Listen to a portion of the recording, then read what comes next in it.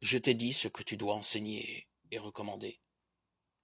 Si quelqu'un enseigne autre chose, ne s'attache pas aux paroles solides, celles de notre Seigneur Jésus-Christ, et à l'enseignement vraiment religieux. Un tel homme est plein de lui-même. Il ne sait rien. C'est un malade de la discussion et des querelles de mots.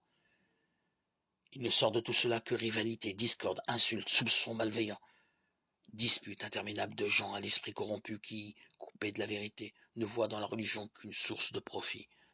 Certes, il y a un grand profit dans la religion si l'on se contente de ce que l'on a. De même que nous n'avons rien apporté dans ce monde, nous ne pourrons rien emporter.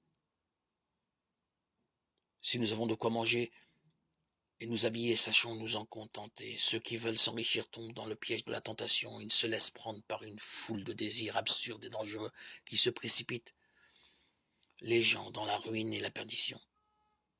Car la racine de tous les maux, c'est l'amour de l'argent. Pour s'y être livrés, certains se sont égarés loin de la foi et se sont infligés à eux-mêmes des tourments sans nombre. 1 Timothée 6,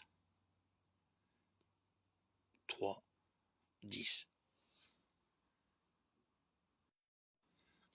Je trouve la joie dans les souffrances que je supporte pour vous, car ce qu'il reste à souffrir des épreuves du Christ, je l'accomplis dans ma propre chair, pour son corps qui est l'Église.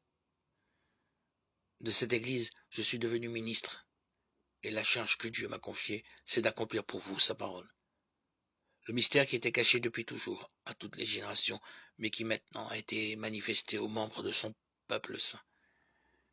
Car Dieu a bien voulu leur faire connaître en quoi consiste au milieu des nations païennes la gloire sans prix de ce mystère. Le Christ au milieu de vous, lui l'espérance de la gloire. Ce Christ, nous l'annonçons. Nous avertissons tout homme, nous instruisons tout homme avec sagesse afin d'amener tout homme à sa perfection dans le Christ. C'est pour cela que je m'épuise à combattre avec toute la force du Christ, dont la puissance agit en moi. Je veux en effet que vous sachiez quel dur combat je mène pour vous, et aussi pour les fidèles de la Odyssée et pour tant d'autres qui ne m'ont jamais rencontré personnellement. Je combats pour que leur cœur soit rempli de courage et qu'ils soient rassemblés dans l'amour afin d'acquérir toute la richesse de l'intelligence parfaite et la vraie connaissance du mystère de Dieu. Ce mystère, c'est le Christ, en qui se trouvent cachés tous les trésors de la sagesse et de la connaissance. Colossiens 1, 24, 3.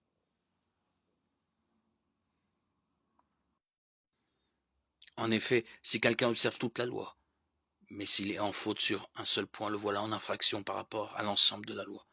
En effet, si Dieu a dit « tu ne commettras pas d'adultère », il a dit aussi « tu ne commettras pas de meurtre ». Donc si tu ne commets pas d'adultère, mais si tu commets un meurtre, te voilà coupable par rapport à la loi.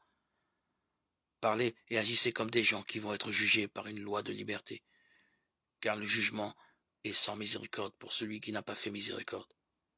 Mais la miséricorde se moque du jugement. Lettre de Saint Jacques 2, 10, 13.